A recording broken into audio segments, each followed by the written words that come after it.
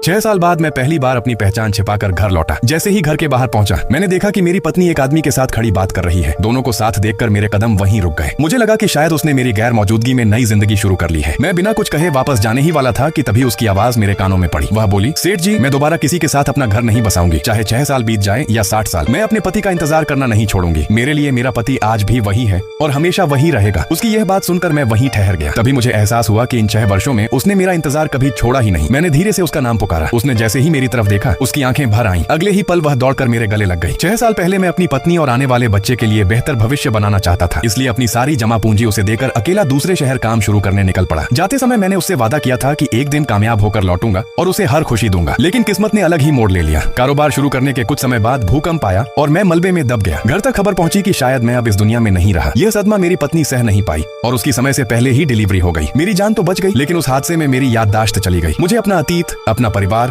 और अपनी पत्नी कुछ भी याद नहीं रहा। इसके बाद मैंने नई जिंदगी शुरू की, दिन रात मेहनत की, अपना